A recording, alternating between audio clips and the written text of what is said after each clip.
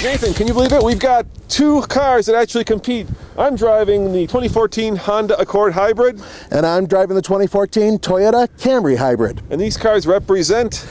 These cars are the most iconic cars in their class. They're some of the best sellers, and they compete directly against each other. Hybrid versus hybrid, Japanese versus Japanese, Roman versus Nathan. Coming up next on the Fast Lane Car.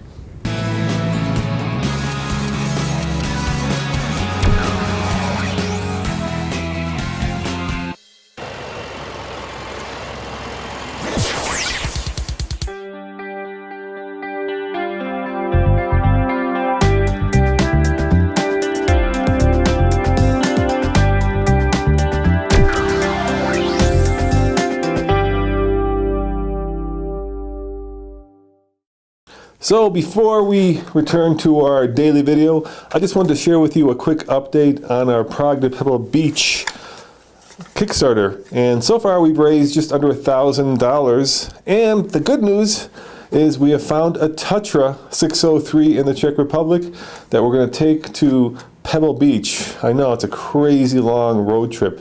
And we found a 1968 model, which is actually great because it has disc brakes and it has seat belts, both of which you need to go on the highway and Autobahn in Europe. And of course keep us safe. Now, you guys may be wondering, why are we asking for $50,000 to drive an old communist car to Pebble Beach? Well, obviously Pebble Beach is having a Tatra class this year, so we want to bring the car to Pebble Beach. We're not entering it, we just want to bring it there. But more importantly, unlike some of the other YouTube channels, what you see here is a small team that's trying to build a new car channel. My son behind the camera, say hi, Tommy. How's it going? And Nathan, Andre, Emmy, Nicole. It's a small team. We don't have big corporate backing, so if we want to do something kind of interesting and bring you along with it, we have to hopefully ask our 150,000 plus subscribers on YouTube and all of you guys that watch on AOL and the rest to help us achieve this really fun goal. So if you want to see me and Nathan and the rest of the team get stuck on the Autobahn and come along with us on what is going to be, we think, just a really interesting and really informative trip that will hopefully keep you guys entertained and kind of tell the untold story of Tatra, please click above or below and go to our Kickstarter page and help donate $1, $5, $25, whatever you want. We'll be grateful, and we'll provide you with, I hope, hours of fun and a really cool video series. All right, back to the cars.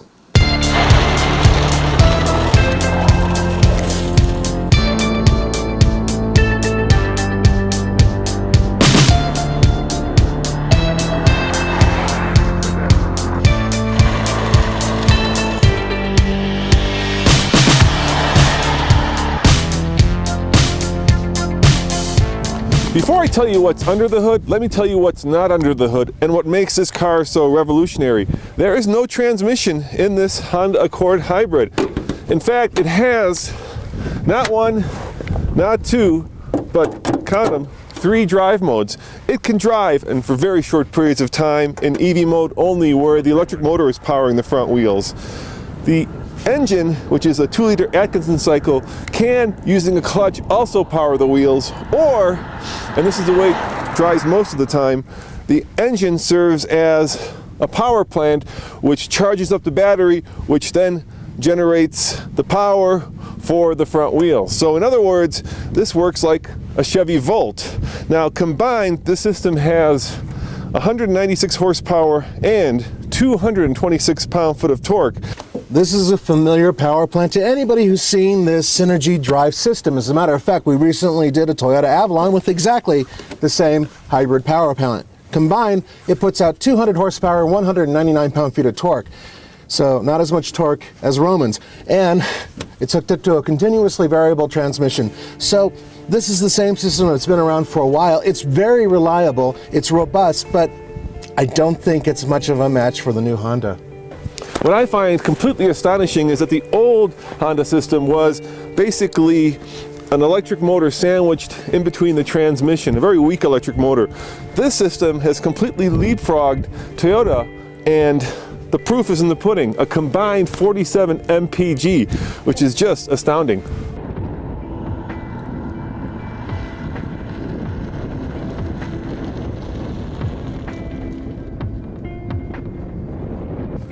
It's very difficult to tell the difference between this Honda Accord and any other Honda Accord.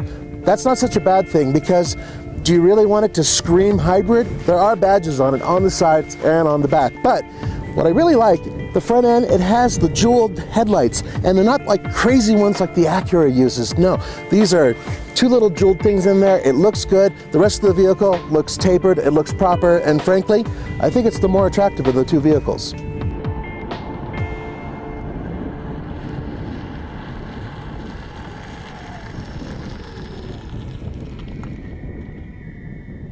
I'm with Nathan on this one. I think if you look at the Accord, it looks modern, it looks fresh, it looks elegant. And when you put it up against the Camry is starting to look a little bit dated, even though it's only a couple of years old.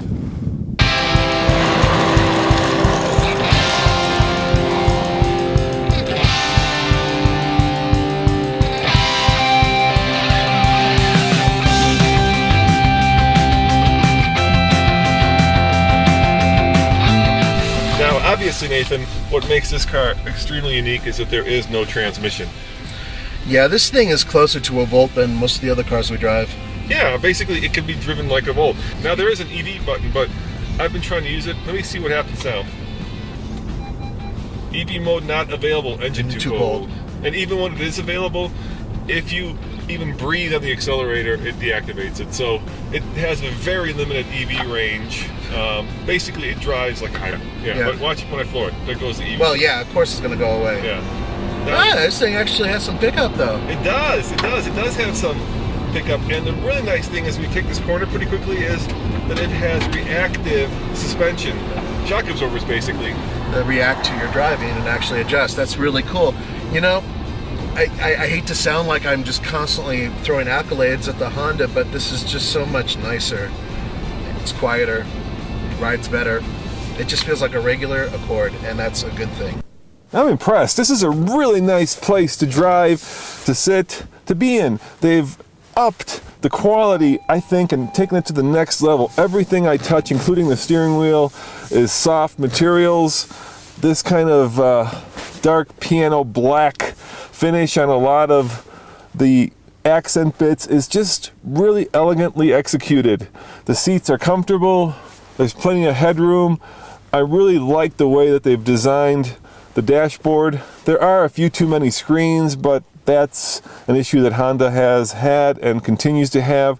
But overall, this feels like a much more expensive car than a car that starts out at just $30,000. When you fling it around these corners, it feels like it actually has a little bit of performance DNA. The brakes, for the most part, are progressive, and you can tell how much you're modulating them. The steering, while it's electric, of course, is a little bit, I'm not going to say a lot, just a little bit communicative. But the best part about it is when you're kind of cruising around in the city, the shock absorbers are set to kind of a nice and easy, comfortable mode. But then when you floor it, they react, and all of a sudden it firms up and it becomes, well, I don't know if fun to drive is quite there, but certainly entertaining. Now you see here, folks, this little blue bit here, almost everybody's doing it. It means hybrid power. Come over here, let me show you what Honda did with it. Honda had to go a step further, so now they have on the chrome this bluish tint to it. It's even in the headlights. And check it out, Nathan, it's even in 3D. We don't have 3D, do we? It's even in the key fob. That's old Second City. Blue is indeed the new green. I'd say more exciting than a lot of the vehicles in this class. Heck yeah. Yeah, probably the most exciting of all the vehicles in this class. Yeah. I would agree with you 100%. And then it goes back to a couple things. I have a couple minor issues with the Accord. I've never liked this center infotainment knob thingy-mabobber. I just can't, I hate it. But other than that, I really can't find anything negative about this car. It's really well done, and Honda's kicked ass. Good for them for making a car that gets 50 MPG, and it's wow. It's phenomenal. It's just, it's amazing. And actually, I really like this control layout for the dashboard. You've got a little battery meter. You've got a little fuel gauge meter. It's telling me exactly where the power's coming from, which of course Toyota does as well, and then it gives me a little leaf reading as to how I'm driving. There is a pass-through in the trunk of the Camry Hybrid. So that means if you have a set of skis, you can pop it in there and have a little bit of space. Not a lot of hybrids have that because they have the batteries on the back firewall of the vehicle. Hey, hold on, Nathan. I bet you I can get the skis in the Accord. Really? Yeah, let me show you. Come on with me. Chris, come on. We can do this. Yeah, no problem. I'm sure the Honda engineers have thought of this very important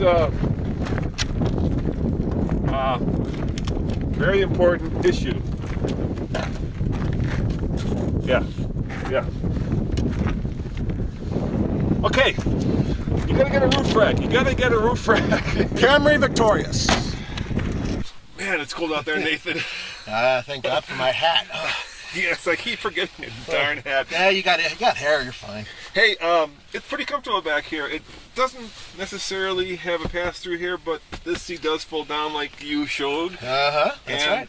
There's plenty of headroom. There's plenty of, why don't you show them, look at all the room we got here. Look at all that. Yeah, look at that. I'm able to sit behind myself, and with my big boy shoes on, I'm about 6'1", so even if Roman were sitting up here with his freakishly long legs, I'd be able to fit behind him comfortably and have some good leg room, and my feet fit comfortably under the seat in front of me. So in terms of back seat space, once again, Camry always kicks ass at this. I'm not sure we could get a third person in here comfortably.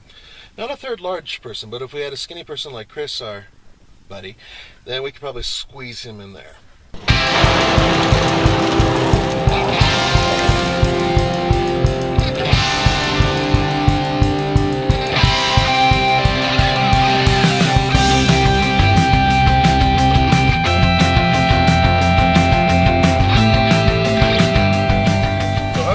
Nathan, how does the Camry Hybrid drive? It doesn't drive like a Camry. No? No, it doesn't. When you drive most hybrids, you have to get used to the CVT, the continuously variable transmission. That's the first thing. Second thing is, in terms of how much power is delivered, a little bit is doled out through the electric motor with the engine. So in terms of its overall feel, I've driven 4-cylinder and I've driven 6-cylinder Camrys, and it doesn't feel like either. It feels like kind of like an overgrown Prius. You know, I just had the Avalon Hybrid, which shares a powertrain from It's exactly the same. It's exactly the same horsepower, same torque. And the thing that really got to me were the brakes. They just felt really grabby and not cheap. These aren't too bad. I mean, the thing is that you have regenerative braking on these cars, and they tend to be squishy and sometimes wooden almost in feel. In this case, they don't feel too bad. But there is an issue with this car. It's a minor one. You see, the Avalon that we drove, that had a sport mode. This doesn't. Bummer. Toyota has vastly improved the interior of the Camry throughout the line. In this particular case, we're talking about the hybrid. So, inside it has some nice soft touch materials, and it doesn't really feel that cheap. You still know it's a hybrid because there's lots of readouts and whatnot that tell you that. But in terms of it being an interior that can compete with the Accord, you know what? I think the Accord seats are more comfortable than these. They kind of feel a little stiffer than I'd like.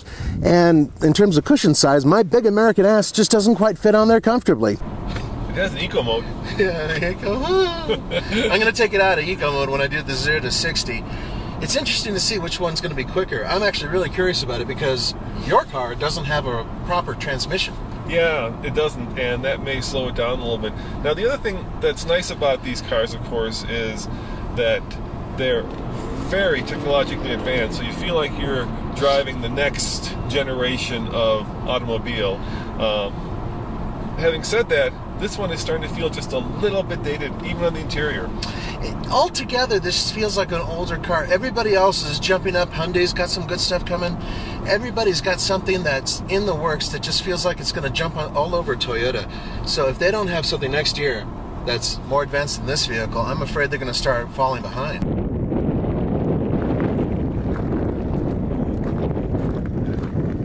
Yes, that is the exhaust note of the Honda Accord Hybrid. Look at that. There is no exhaust note. That's because the car's computer is saying, you don't need any power. Why are you flooring me? I've got plenty of juice in the battery, so don't waste fuel. How about the suspension? How does that feel? Yeah, the suspension feel and everything else is a little harder than it would be on your regular Camry, and that's because the low rolling resistance tires, they're very, very hard in the sidewall, and that specifically is just like a 10-speed, you know, when you're riding one of those bikes, thin tires, really, really hard, less rolling resistance as you push through. So that's about the same type of thing with this car, and you know what? You feel it through the suspension. How about the steering? Can you feel the road? I can't feel a damn thing. It's over boosted, and it's not bad. You know, I always come back to the same thing with the Camry. One of the easiest cars in the world to drive, and this one, in that sense, is true. It's just the very basics of all cars. Outward visibility, excellent.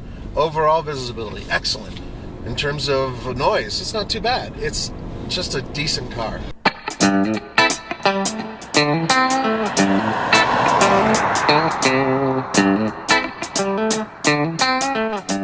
0 to 60 in the brand new Honda Accord Hybrid. Once again, we're a mile above sea level, which means it's going to be affected even though it's partially electric, but there is less air density up here, so subtract a second about if you're at sea level. And I'm just going to floor this guy because, well, that's all you can do. I'm out of eco mode, there's no sport mode. Here we go, floored! Yeah, it's pretty good. I'm impressed. And there we have it, 60. Of course, the engine just kind of droned the whole way, but you know what? You can't argue with success. 8.21, 8.21. And I'm betting that would be significantly faster if you were at sea level.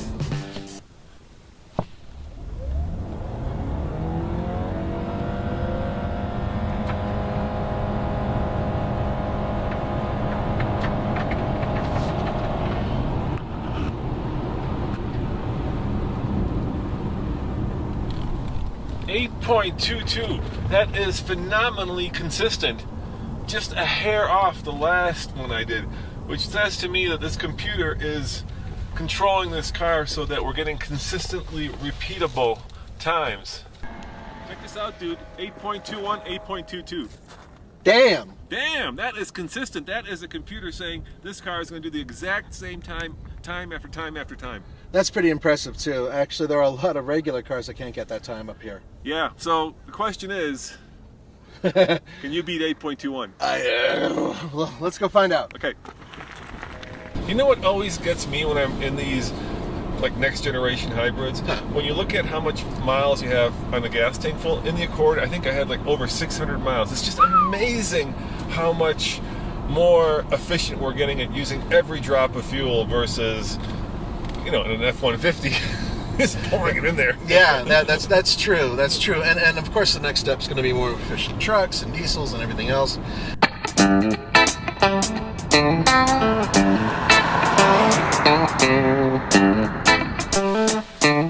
So, I'm just going to go flat and take off.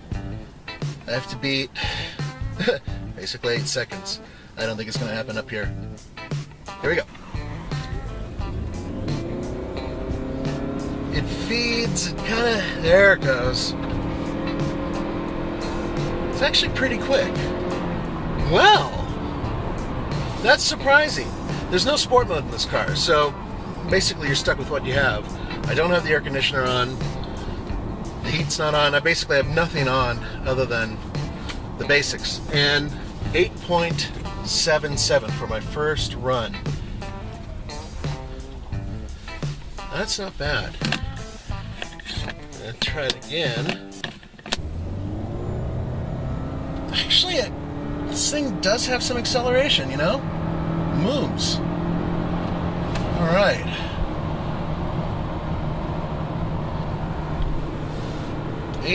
.76. Not as fast as his car, but not as slow as I thought it would be. I honestly thought that this was going to go about a full second slower. You know what? At the end of the day, you have to ask yourself, is the premium that you're paying for a car like this worth it versus buying, let's say, the 4-cylinder version of it? I still believe that regular cars with regular transmissions are a little bit more engaging to drive, and I don't really see much savings. But on the other hand, you mentioned 600 miles to a tank of gas. It's incredible. Hell yeah, that's incredible. And let's face it, we've both driven the Tesla Model S, and that's a fun car to drive. So electricity and fun don't have to be on opposite ends of the spectrum. The two can coexist. It's just the engineers figuring it out. All right, I made a prediction, Nathan. I said you did not go under 10. Am I right or wrong? You're totally wrong. All right, what you got? Yeah. First run? Yeah. 8.76. Oh! Second run, 8.77. It's really, really consistent. I wish that the exterior was a little bit more exciting to look at, but you know, it's an Accord. Since when has an Accord been exciting on the exterior? Yeah, obviously this competes in a very crowded segment, and the car that is by far, in my mind, the best looking in this segment is the Fusion Hybrid. The Fusion Hybrid, I agree, it's good looking. I like the Kia Optima Hybrid as well. I think that's a really good looking car. But in terms of drivetrain and performance, this is the one. Dude, Honda, you kicked ass. You deserve a little tiny pat on the head.